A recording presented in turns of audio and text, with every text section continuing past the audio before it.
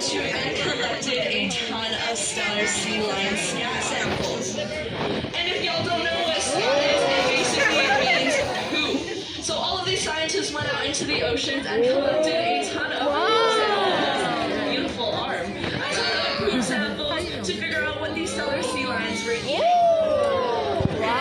Usually stellar sea lions love to eat high fatty fish, things like herring.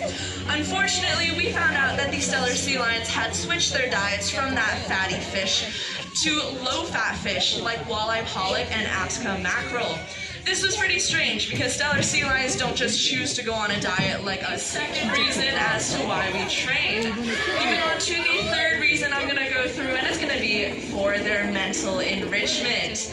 Now, just like us humans, if we like to play any crosswords or if we like to do any puzzles, we're making sure we're keeping our minds nice and active, and we want to make sure that the sea lions' minds are nice and active here at the aquarium as well. Now, they are intelligent animals. Out there in the oceans, they're constantly using their brains to do things like find food, avoid predators, and to deal with any external factors in general. Just because they might not have to worry about that here does not mean that we don't want to keep them here. For a stellar sea lion is going to look like swimming on their side and flapping one flipper up and down.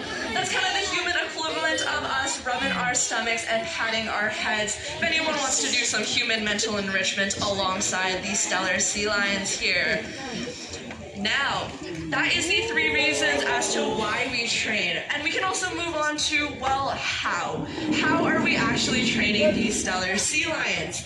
And that's going to be with a concept that I'm actually sure a lot of you are familiar with and have also probably used yourselves, especially if you guys have pets or any little ones. And that is going to be called positive reinforcement. There are three main steps to this training process. The first step is going to be the ask. The trainers use a variety of different hand signals to ask the sea lions.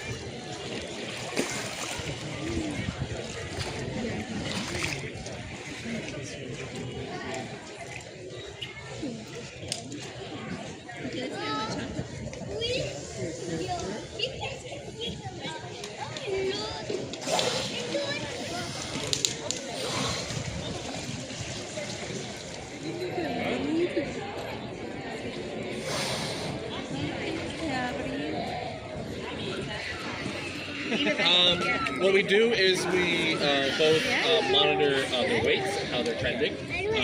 So those are very good indicators of kind of where they would typically be weight-wise. Because at different times of the year, they need different requirements. So we can